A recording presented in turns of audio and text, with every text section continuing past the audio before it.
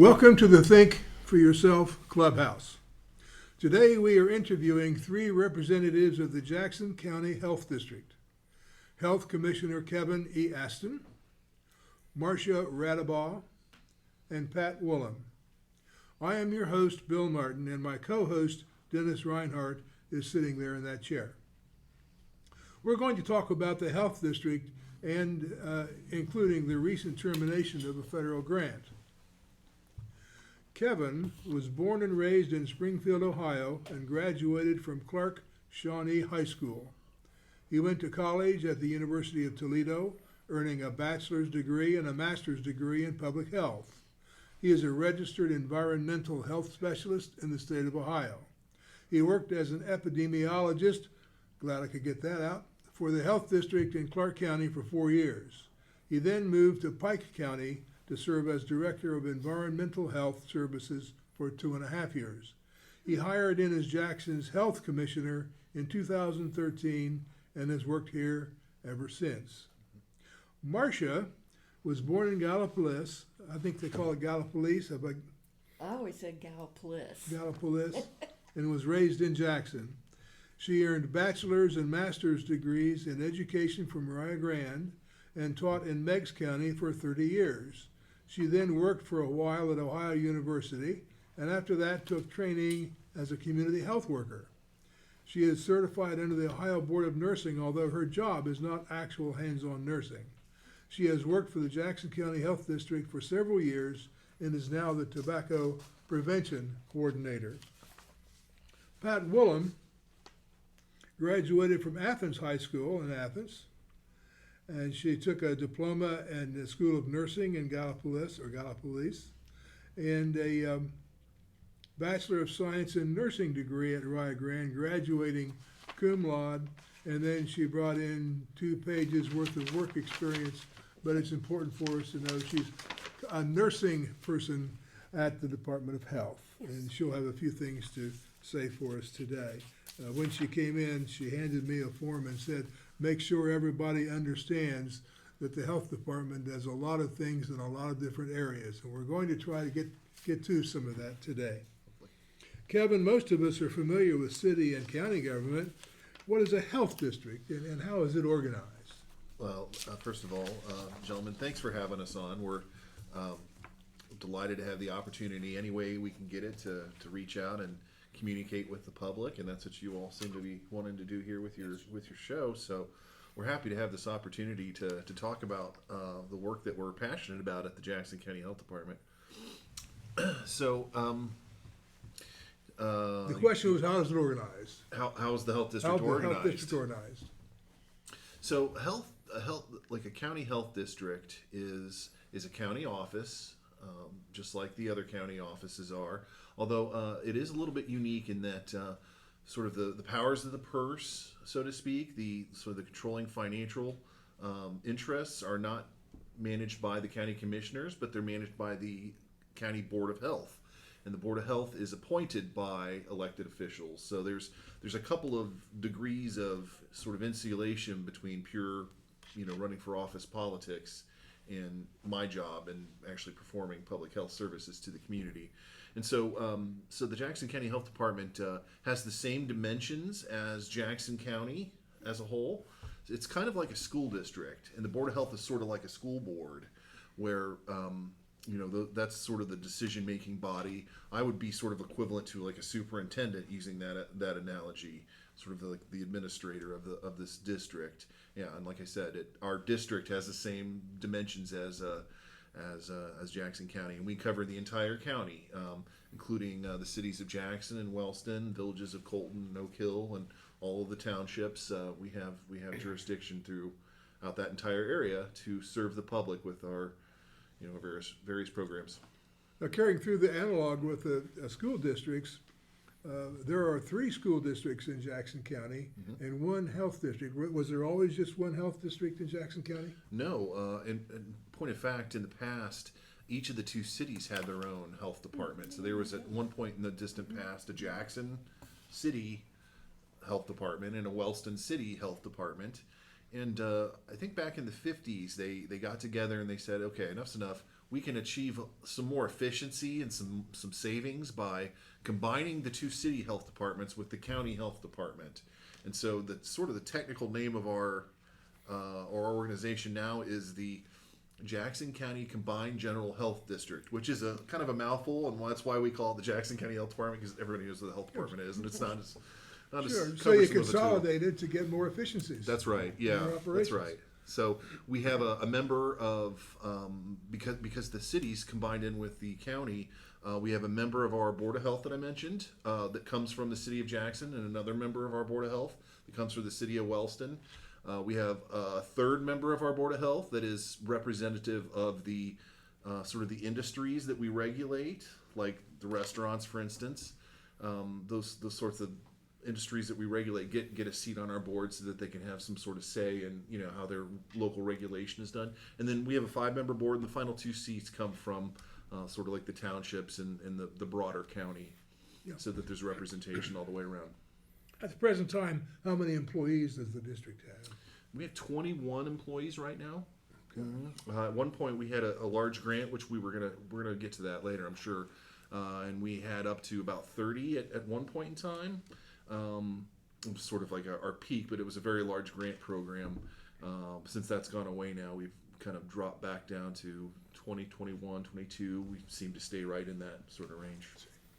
In our preparations, we were trying to drill down a little bit into the organization of the health district, and you discussed that you operate 4 categories or 4 divisions of the health district, and the first division that you had commented upon was administration. What functions does administration department perform, Kevin, there in the office? Those are those of us that greet you when you walk in the building and pick up the phone and say, "Hi, thanks for calling the Jackson County Health Department." So the direct sort of like frontline dealing with the public and clients, service providers. This is also the division. The administrative division also does our like our birth and death certificates.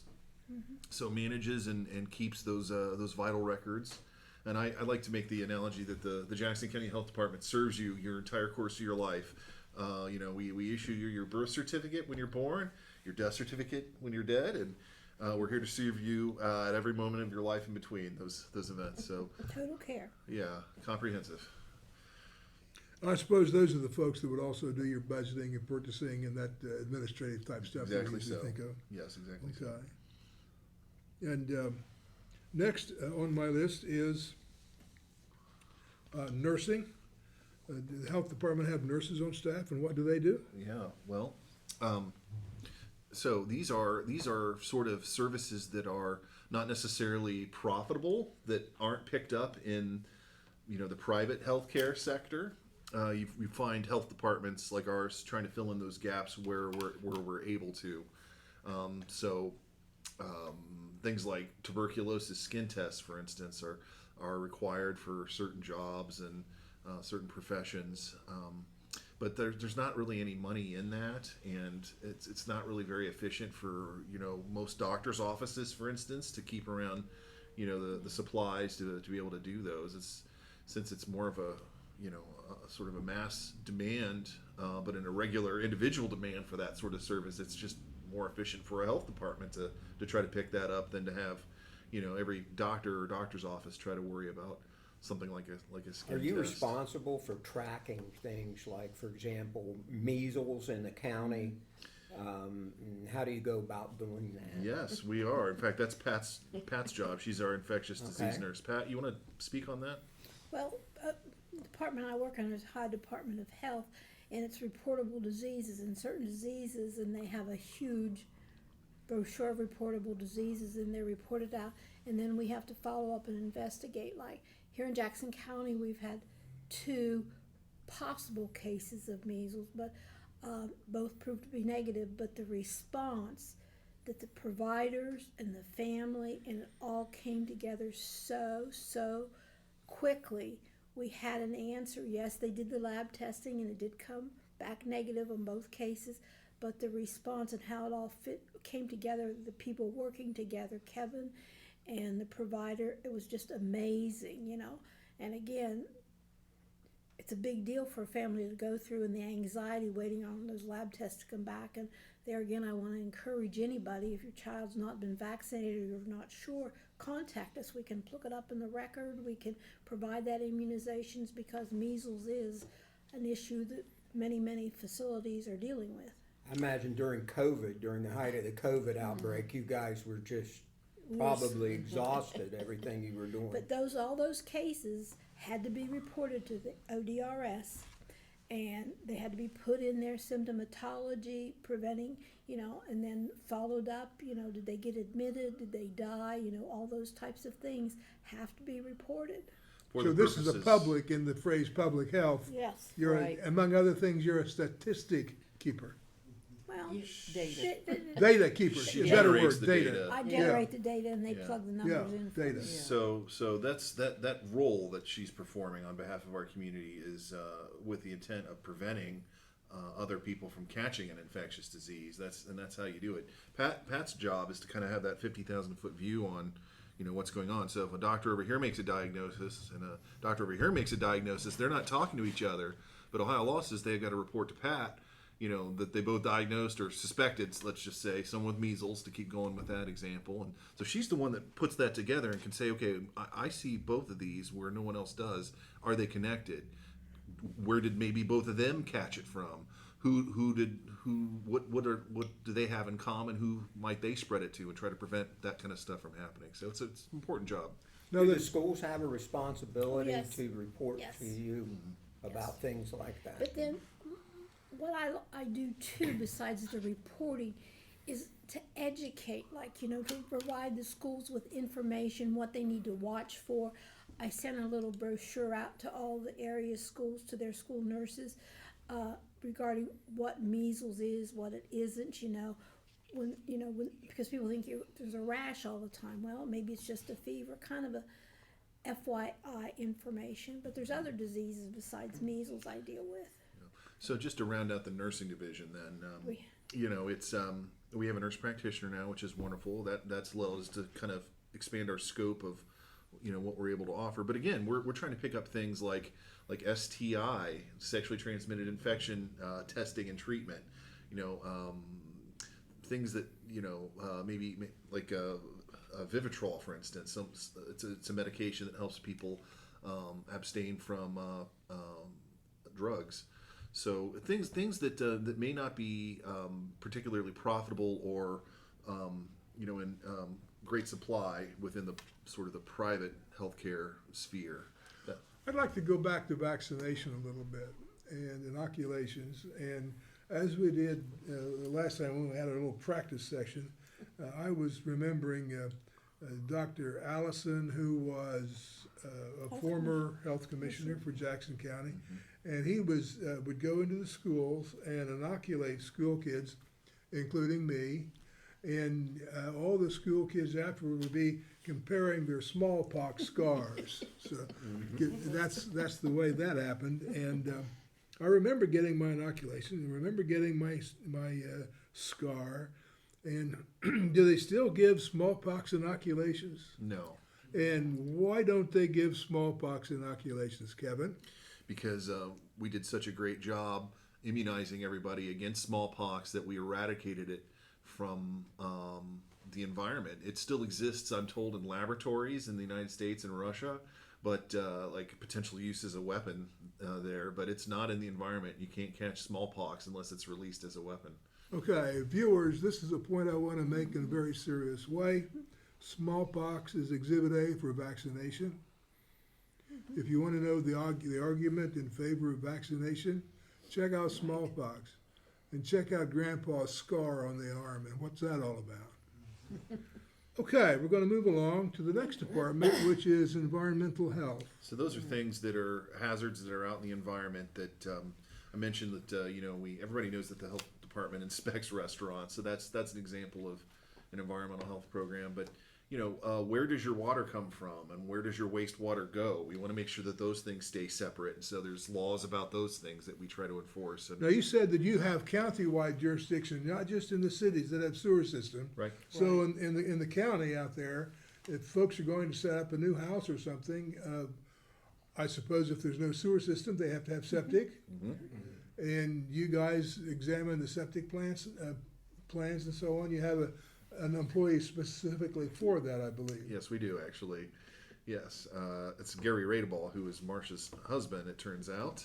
I've worked with Gary for over a decade now. Marcia's more recent, joined to the team. But yeah, I mean, you don't really stop and think about what happens when you flush the toilet. It's like out of sight, out of mind, right? But there's laws about that. There's laws that you need to have a permitted and correctly installed sewage treatment system out, for your wastewater, so that doesn't wind up making you or somebody else sick. We sometimes talk about regulations, kind of the term of regulations. And we've got to get rid of these regulations so people can do things more cheaply. But there are some regulations that are not only good regulations, they're necessary regulations, and I think we just discussed one of them. I think If so. you're going to have sanitation in the community, you have to have not only in the city's sewer system, but in the countryside septics, and we have to spend the money to get the septic done right. I remember the last time I had a brush with the health department over a septic system, it wound up costing me money. But those are good regulations, and we have to have them. So We take it for granted. At least I did before I really got into public health and learned, that not all places on Earth, not all countries or societies, have Right. clean water, clean food. No wastewater getting into the former two. Those sorts of things that really have a major impact on your quality of life. How do you find out about a health hazard being present? I mean, how is that investigated? So most of that is a complaint-driven process. I just got a complaint earlier today about something. We rely on citizens to raise those sort of complaints to our attention, because let's say that back to the sewage systems, like someone's sewage system was leaking and it was making a mess. Eventually, someone's going to complain about that. It's going to come to someone's attention eventually, sooner or later. So we go and investigate in a very objective sort of way. We don't. I don't assume that whatever we hear is correct. We try to do it in a very, we document with like photography, and we write down our accounts of our inspections, and then that can be a document that could be used in court potentially. So we try to be objective when we go about that stuff. And like I said, there are some laws that support a lot of this programming. Most of it's state law, although there's a few local laws that our county board of health has put into effect. But most of it's state law that we're responsible for enforcing. So, it's pretty across the board. And health departments in all counties in Ohio are accomplishing these same sort of tasks. I imagine something like a tire dump, and maybe you can explain the hazard of that. It's hard to find who is responsible for that. Yes. So who has to clean that up?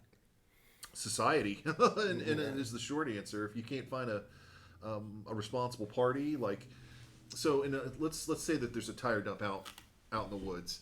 The property owner of that parcel of land ultimately is responsible for any of the hazards that potentially are Even on if there, they didn't do it? Even if they didn't do it. Okay. So that's a problem for them, because maybe they weren't the one that dumped all the tires out there. Probably not. Probably somebody came, after dark and rolled them off the back of their pickup truck. Done that.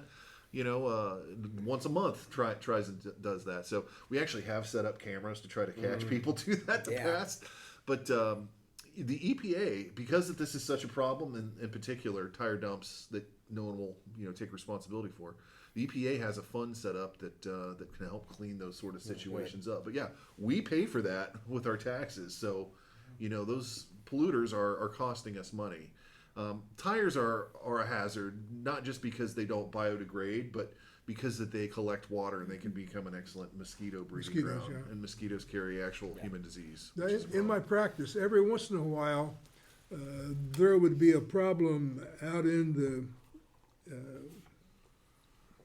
rural area of, perhaps an older person living in a mobile home or motor home,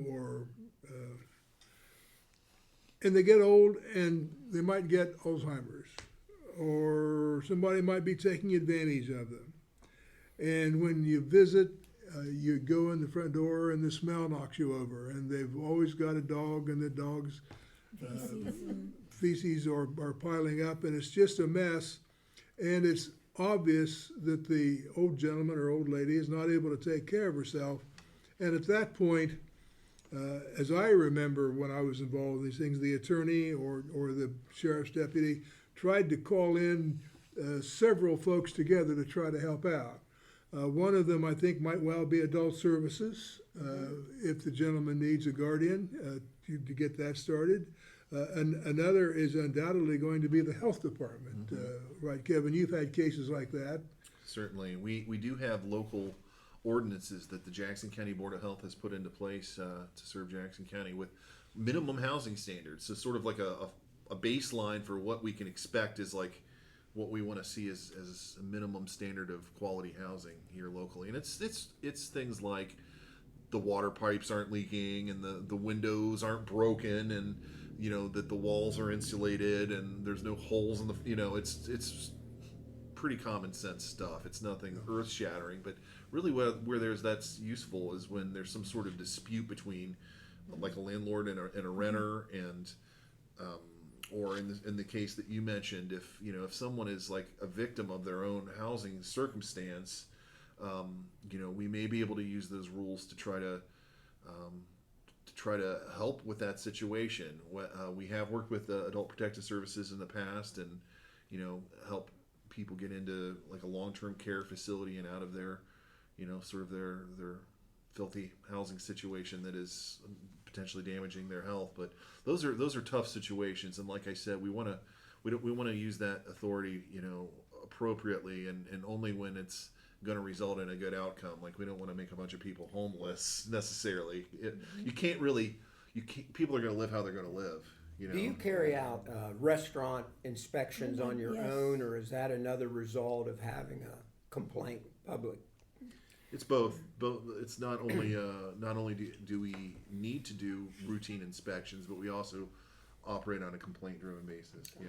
Well, I'm kind of concerned that there may be some older folks in the countryside that are lonely and don't have a lot of friends, don't have a lot of associates. And viewers, if you know somebody in that desperate situation, I think probably the first call would probably be to the sheriff, to ask a deputy to go out and see what our situation is out there. And it may be that they can be helped, and there are resources to assist. I'm going to flip the page here. And so we've talked about the regulations, we've talked about the sanitation, we've talked about the environmental. There's another department that you've discussed, and that's community health.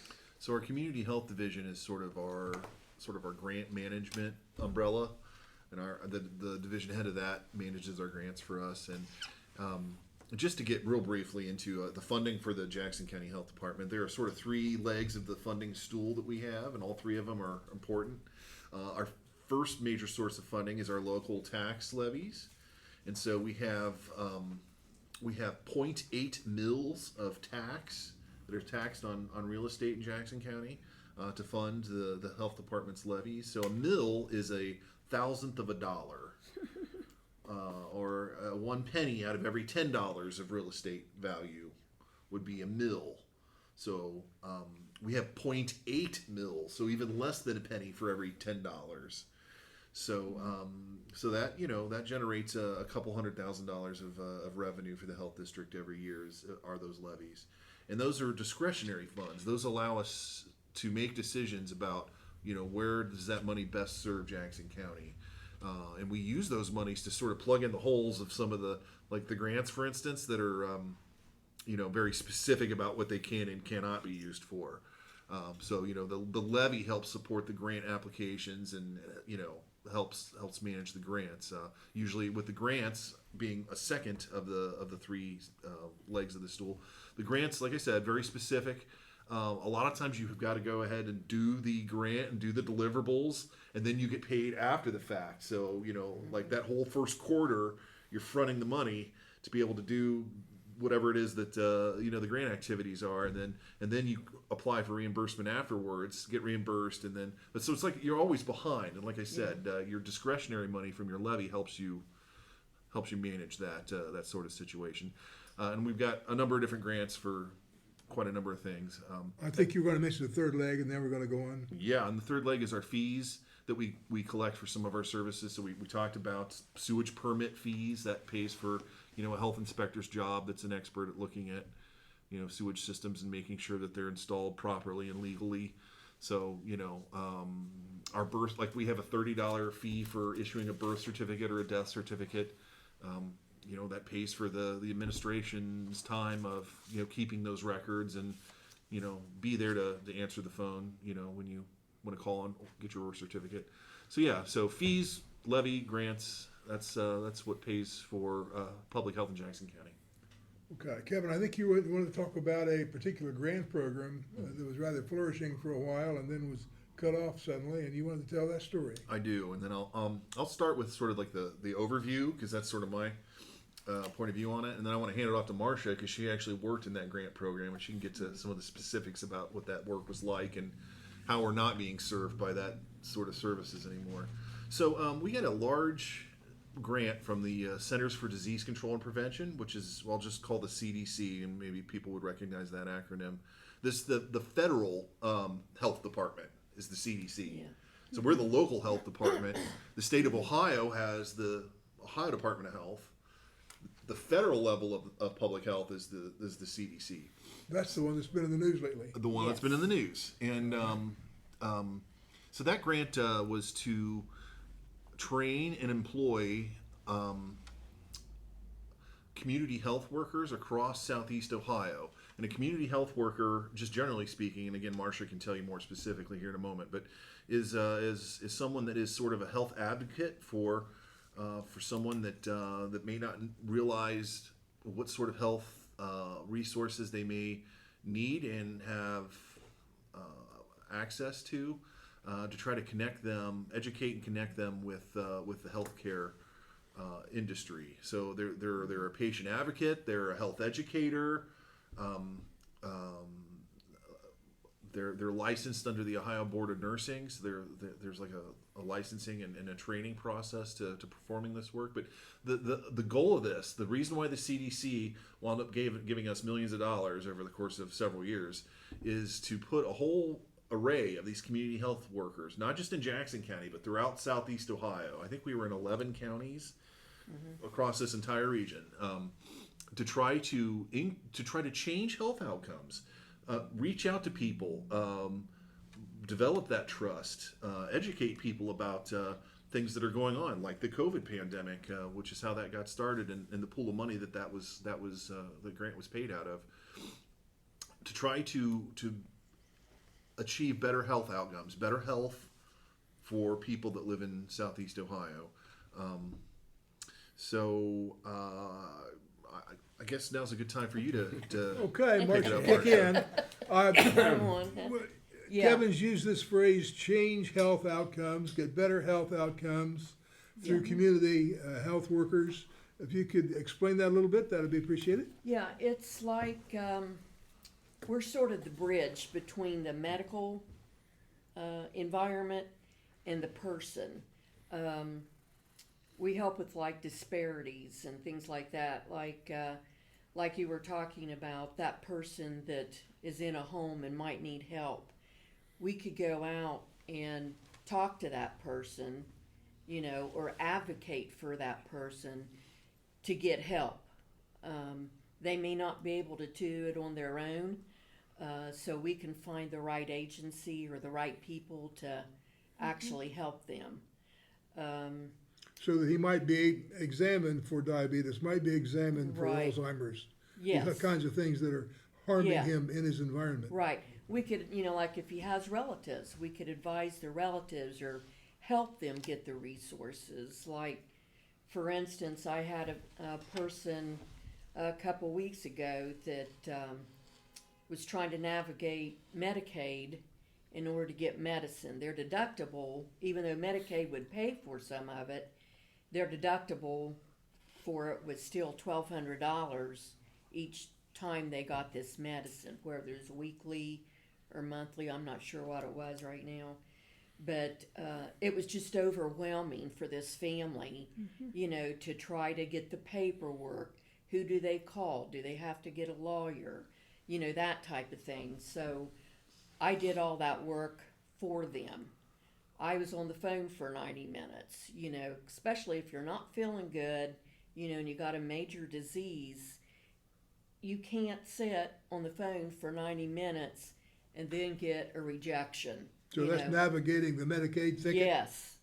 Yeah, the Medicaid, we found a program that would pay that deductible for them, you know, and help them jump through those hoops. So, so we do stuff like that, you know, for people. I got called to a lady that was living out sort of in the country. There were some people taking care of her, but it was a very bad situation. She didn't have electricity. I don't even think she could get electricity out there. So, sort of, you know, talked to her and gained her trust. And with some other agencies I was able to call, we got her out of there and got her into a safe apartment, you know, that type of thing.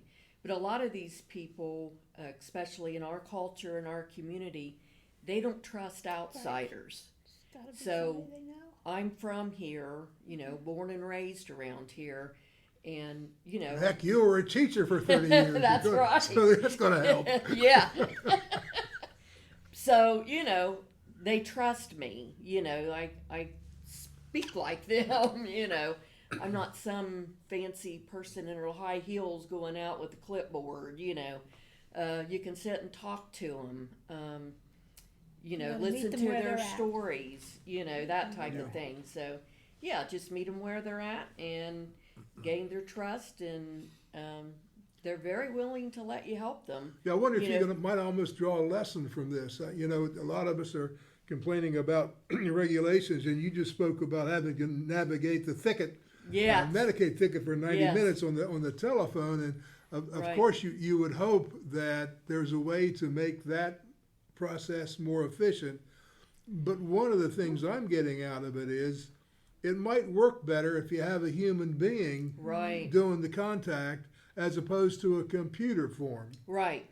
Right. So And I can do all the computer stuff for them. yeah, You know, they don't have Yeah. to fool with it. But it always struck me. I can remember when I was teaching, we had a new teacher, and she came from Columbus or Cleveland, someplace like that. But she went to a private school, a very richy private school. She had her little high heels and her always dressed up. And I can remember someone would walk by, like our custodian, who I knew because I'm from around here. I can remember her like rolling her eyes, you know, like ew, you know, and you know, she didn't know this guy, she didn't know our culture, you know, but that was sort of her attitude, and kids and parents picked up on her attitude toward them and didn't like it, you know. And so she didn't stay real long, you know, in her position, because she just couldn't get over the way we are around So here. just to make an analogy to what Yeah. you're saying, so the CDC then is not Yeah. going to be able to come into Jackson and tell us what to do and have any of us listen to them. You know, like Right. we don't want Yeah. to hear it from them. We want Right. to hear it from people like Marcia that are part of Yeah. our community. Yeah, so that would be a community health worker, underlying community. yeah, yes. Okay. And so in that, you know, we can do, we're trained in some little bit of medical training. Like I can actually, at the library, if anyone wants to come in, I can do blood pressure checks and diabetes check for them, give them any kind of resources that they might be looking for, or if I don't have it on hand, they can give me a call or give me their phone number, and I'll research it for them. You know, just anything to help people make their life easier and get the resources and the help that they deserve and that they need. I remember making an inquiry on picket, but you sit there thinking, when am I going to get a human being on the line here? Right. When am I going to get out of Yes. the phone tree? When am I going to get out of computer. When am I going to get a human being? And here's a program that provided human being touch, right? It's a Yes. community health worker. Right. Yeah. And my understanding is it was cut short. Yes, that's You want right. to tell that story? Yes. So that's the sort of the unfortunate conclusion to this part of the Jackson County Health Department's chapter in history is that. So this grant put, I think we had 13 at one point community Right. health workers all throughout Southeast Ohio, like 11 different counties yeah. throughout this region, doing the sort of work that Marcia was just discussing. And it was a multi-year grant, and it, like I mentioned earlier, it was paid out of COVID money that was, encumbered to address the COVID pandemic. And of course, that during that time, you'll remember the pandemic where there was a lot of grant money available for a lot of different things, including to health departments, which one would expect. So this was a multi-year grant, several $1 million over 3 or 4 years, multiple employees, and paid out of that grant. Now, recently, we have known that the grant's sort of final cutoff date was going to be this August. Right. So we when we hired our community health workers, we told them what the deal was. Like, look, we're going to train you to be community health workers. That's a skill that you can go find a job doing that sort of work at another agency, because eventually the CDC grant is going to end. It's not like a forever thing. It's a several year cycle, and then it'll cut off. So we made that clear to all of our community health workers right up front. So that date was approaching. It was going to be August of 2025. And so we were down to only about 3 community health workers that were still full-time paid out of that grant. Marcia got her start in that grant. We had another grant that we applied for and received, a tobacco education grant. So we had that position created and open up, and she applied for it and was hired for that. So she, is now working under a different grant in our department. But Right. So I say all that to say that we still had 3 that were just paid out of the CDC grant, here around this time. And then back at the end of March, we received a notice from the CDC that it was like on a Tuesday, and it says, as of yesterday, you can't spend any more money out of that grant. Like it's canceled. It's no longer March of this year. Yeah. Right. You're no longer allowed to spend any money, and you won't be getting any kind of reimbursement. Now, you have to understand that that's I've never seen or heard of that happening anywhere before in any context. The way you do a grant is the grantor, the one with the money, the CDC in this case, gives the grantee, the Jackson County Health Department in this example, some instructions about, okay, here's what this grant is about. Here are the sort of things that you're going to do with this money. Hire community health workers and train them and put them out into the community to serve the community. And here's the timeline along which all this is going to happen. And here's how we're going to send you the money after you complete the grant deliverables. You prove them to us in this such and so way. This is how we want to see it. We'll give you the money in this sort of timeline. So what's changed then is that they cut the timeline off before we got to the sort of the end of the grant contract. Now, you said you used the word contract, Kevin. I thought grant was just a bucket of money the government threw at you. Not exactly like that. There's a contract, isn't there? There are more than a few rules with grants. In fact, they are very specific about what you can and cannot do with them. And the people that are granting the money, there's always grant sort of evaluators at the grantor. Whether it's the CDC or like it's a private, foundation or something that's giving the grant. There's always going to be somebody that's watching how that money is spent. It's very specific. Which is, again, I have to thank Jackson County for passing our levies, because we have that discretionary money that allows us to navigate through those very strict grant rules, like I was mentioning, paying for that first quarter before you're able to get reimbursed, for instance. Well, in this case, paying for those costs that the grantor said suddenly, nope, you can't use our grant money anymore, even though you planned on, having it all the way through the end of August, and had that plan gone according to what we thought, we would be able to have paid for those last 3 community health workers, their separation costs, their vacation, their unemployment potentially. Those costs, we got notice that no, you can't even pay for those sorts of So costs. those were project expenditures that Right. you had contemplated would be reimbursed by the grant, Yes. There was- and the government said, forget the reimbursement, we're going to save the money. Yeah. Notwithstanding the fact, as I understand it, there was a grant agreement, which is a contract. Right. All I right, so signed the it. first thing they did, I guess, was they breached the contract on you.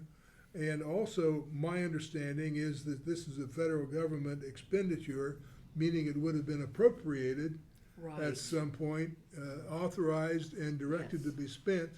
So this would be an impoundment of appropriated funds in the second place. Not only breaching a contract, but impounding funds, which when Nixon did it, the Supreme Court said was illegal. So that's what you're facing here in little old Jackson County. And you mentioned last time we spoke on this subject that one of the big deals about this is because the government pulled the rug out from under you the first time, you're a little reluctant to get on the rug again. That's why I again thank you for having this opportunity to spread this message. Is it like it bears paying attention to? As I said, this is not how you do grant business. I've never seen or heard of this before. Not just in public health, but this is not how the federal government relates to state and local governments. This signals a change in if they can do that, if they can change the terms of the agreement, the way that the money's flowing, what we owe them, in deliverables for the money that they're giving us. It's changing in the way that sort of the rules and how the federal government relates to local governments. And I think this is what I'm about to say is the most important point of all. So yeah, we did lose 3 community health workers because of that sudden way that grant was stopped. And so that's unfortunate.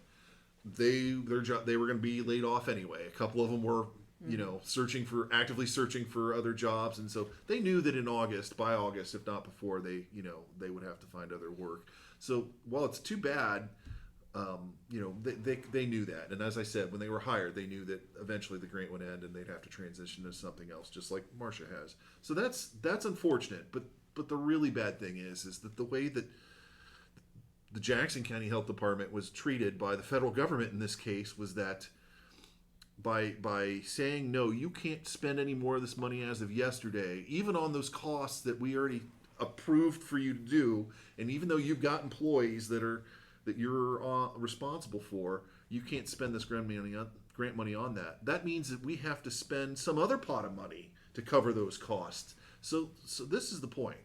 The federal government has cost our local government local funds by behaving in this way, and I just feel like that needs to be pointed out. I hope that does not become any kind of trend at all, because that is a fundamental renegotiation of that grant agreement and the way, like I said, that the federal government relates to other levels of government. I think one of the things that's being left out here is the Constitution says that the House of Representatives controls the purse strings. And the reason for that is you're involving a lot of people making these decisions who represent a lot of constituents throughout southeastern Ohio or whatever. When the Congress makes those decisions, you have an opportunity to go speak to your congressman, and say, if you do this, this is going to be the result of this. And so in the past, we've thought about that, because we followed what the Constitution tells us. And there's a reason why the founders set that up. And this is a good example of it, because you do not cut things without, thinking of the consequences, giving the people involved an opportunity and a chance to say, hey, we need this money. And this is the reason why we need it, and this is what's going to happen if we don't have it. By the way, Kevin, can this cancellation that you speak of, is that directly traceable to Elon Musk and Doge? Yeah, Because you used the phrase Federal Department of Health. So, yeah, that is Yes. my understanding that the Department of Governmental Efficiency, Doge, that was set up to, Jackson County Health Department is regularly financially audited. We have program audits from all the various different programs like grantors or the state of Ohio. So government efficiency, I'm all for that. In fact, my own bias on the subject is probably clear. I think local governments are the most efficient governments, and that's why I like working as part of local government. Cards on the table. There's my bias. But Doge, the way that seemed to me that went is that they selected certain programs or certain line items that funded programs at federal entities like the CDC and struck those out. No. And so the grant that paid for the community health workers that we received fell under one of those line items, and therefore once the CDC realized that had happened, they had maybe no choice but to inform their grantees, us in this case, that sorry, that the way that this has gone down means we can't even reimburse you, for stuff that we promised that we would. Now, does this cancellation have anything at all to do with fraud, waste, or abuse? No. Be my answer. No, I'm not gonna. I think it's just certain politicians have a gripe with certain areas of the government and wanted to cut. This gets back to what Dennis was saying. We know there was a change in the federal government. We know there was an election, and those folks won, and elections have consequences. And that part of that consequence is you might have a different attitude on about how much money the federal government ought to spend. But surely the way to work that out is to, in the Congress of the United States, figure out how much you want to spend through the appropriation process. It isn't to cut short the folks who've been doing the work out in the field, you guys. It is, Dennis says, do your committee work in the Congress of the United States. And don't depend upon some, as far as I can tell, non-governmental interfering outfit to do these kinds of things. Yeah. Knowing that when they do these kinds of things, it has practical, everyday consequences, as you folks have come in and shown us. Well, I feel like they should have met their obligation those last 3 months. They were obligated for that money, and they should have met that. And then if they didn't want to continue that program anymore, which they weren't, then let it go. But in the process of just saying, we're not paying you for your services the last 3 months, then you're going to have to pay for it at the local levels, which means we all have to pay for it. I suspect that this same story can be told in many parts of the country. Oh, Yeah. yes. It's probably a common occurrence, and it's probably not over. We're reading the paper every day that there are some these so-called efficiency cuts. And then that they're going to what's see. even more icky about it is like my grant is the tobacco prevention grant, and my grant ends at the end of June, and then I've applied for the new one that's supposed to be renewed.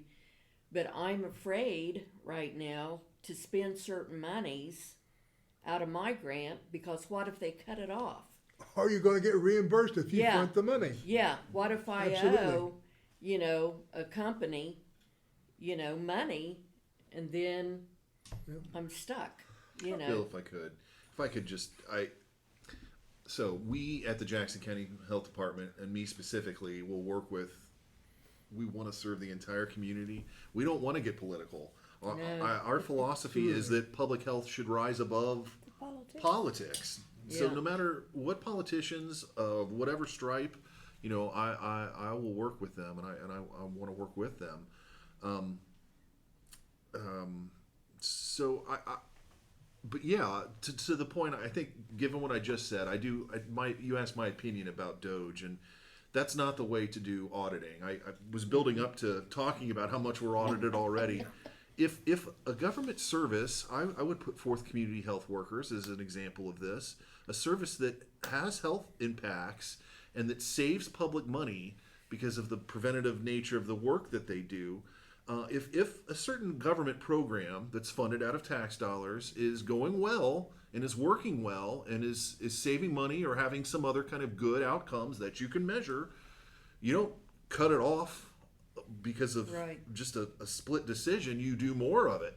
If you Yes. are paying attention to a government program and it's not performing well, it seems like a waste of money, then we should have the courage to cut those things off, but have a deliberative process with objective, or as objective as possible, measures of performance. And that's how government spending decisions should be made anyway. Yeah. I have a prejudice. I think government is to serve people. And I think that you look at the areas that are disadvantaged areas in the United States, like our areas, part of Appalachia, Right. and you look at the life expectancy rates of the citizens in these counties, including Jackson. You know, the government needs to look at that and say, you know what, this is one of the areas we really need to help people in the United States. And the way that we help them is to improve their health outcomes, Right. you know, to bring them up to the same level that other areas of the country have. And I think that human consideration is not being given. You know, seeing money and people that are unaware of the rates of poverty, you being a school teacher, me being a school teacher, we solved. Right. But there are people unaware out there, and they just think, Yes. well, they don't need that money, you know, they're freeloaders, whatever. But we've Right. seen children, we've seen Oh, what yes. it does to them, My- and and it's my got to be point- considered. My point of view is that we should be looking at facts in this day and age and see where the facts take us. And that's one of the reasons I wanted you folks in to tell the story. I'm going to get to the producer in a minute. To tell the story about what happened in your agency and draw that out across the country. Facts have consequences also, and that's what we're trying to get at. Lisa, the producer.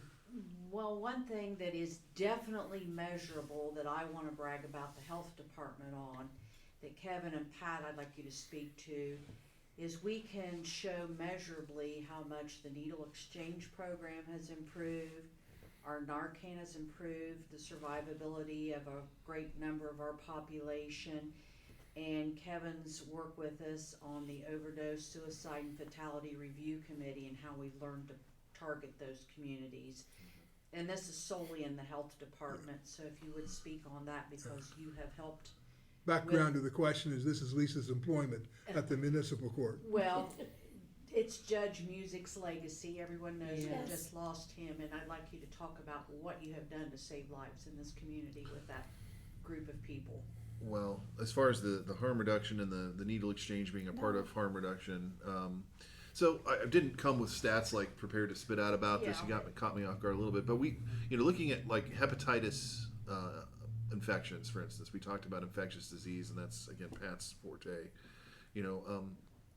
There has not been as an explosive a growth in Jackson County with those sorts of cases as there are in some communities without those sort of services. So it seems like you may be enabling someone by giving them a clean needle, but what you're also doing is you're reducing the chance that they harm themselves by getting an infectious disease if they're passing that needle around. And a lot of times that sort of philosophy saves all of us money, because then that person gets an infection that didn't get an infection that they might have otherwise, and they don't have to go to the ER.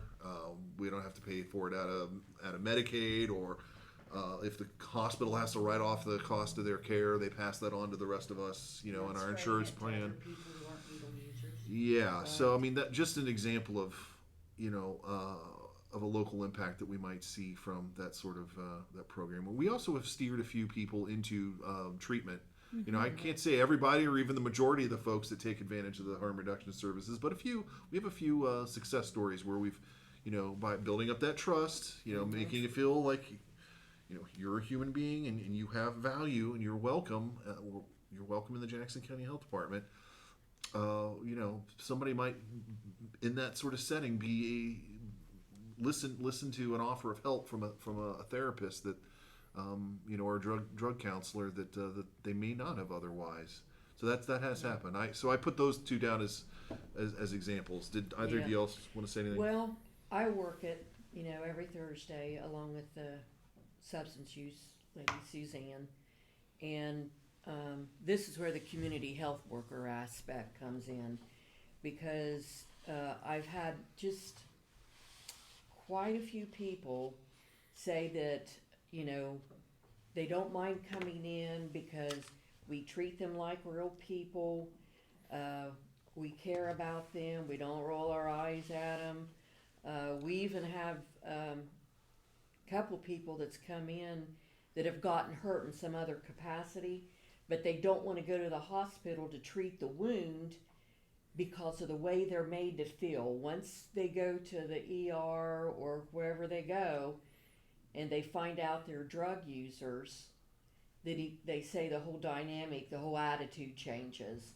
So when they come into us, like especially this one person, we made up a wound kit for them.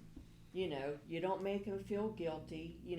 Everyone has had an amount of pain, physical or mental, that's got them, on substance use.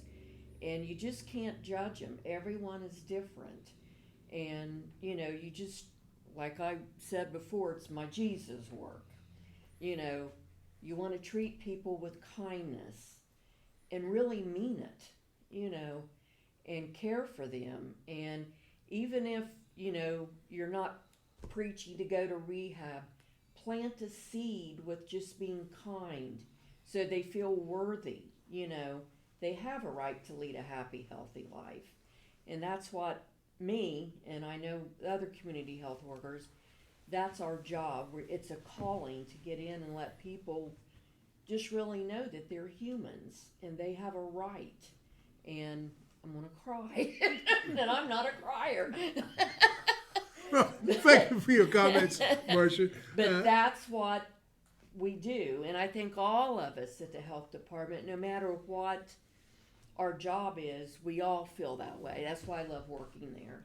And so, they come in with 30 needles, dirty needles. We give them clean needles because, and like you said, it does save money. It saves their health. It could save their life. And don't want to judge them. Like I said, people do things. They get themselves in situations that sometimes it's out of their control and it's not their fault. And so we're there just to support them and help them in any way that we can, physically and mentally. Okay, thank you, Marcia. It's Got off on clock my on the wall preaching. says it's about that time. So, Kevin, you have any concluding remarks?